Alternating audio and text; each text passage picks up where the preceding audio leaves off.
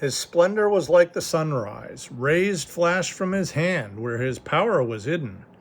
Plague went before him. Pestilence followed his steps. Habakkuk 3, 4, and 5. Habakkuk's prayer offers several portraits of God. All of them are true. Now, most days of the week, I go out walking before the sunrise. Since it doesn't rain much during the summer in North Texas, I get to see quite a few sunrises. They're always beautiful, as are the sunsets when the colors of the sky dance together to paint pictures that no artist could create on their best day. I like to think that the beautiful sunrises and sunsets are pictures of the beauty of God. If he can make something so stunning just from the daily workings of nature, imagine how incomparably beautiful he is himself. You and I can't grasp. We couldn't stand to behold that beauty now. We couldn't see it fully and live. But I believe he gives us glimpses of beauty that we can behold, that we can grasp and marvel at. So know this, what we see now will seem meager compared to seeing him in his own in the afterlife. Now, the plagues and pestilences of the world, the hallmarks of evil, of the absence of God, they can't stand to be near that beauty either.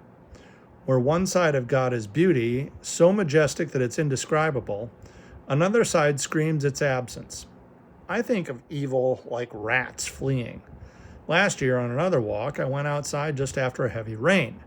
There's a drainage ditch at the bottom of my street, and I saw a large pipe feeding out of it. As I walked by, I saw the water pouring through that pipe and down towards the drain, and ahead of that water were rats. Dozens of fat, ugly rats, carriers of disease and pestilence and creatures that represent nothing good. In Africa, they say water is life, and there's a lot of truth in that. In life and God are in that water, then what flows fast and thriving, the rats and the pestilence flee. Or I think of a petri dish full of bacteria, ugly and fetid. Drop a few grains of penicillin into the dish, however, and the bacteria quickly move away until they can't move any further, and they die. That's how it is too with evil, plague, and pestilence. They can't stand with God, so they flee whenever his presence is near. Well, just think what could happen when you let his presence become real in your life.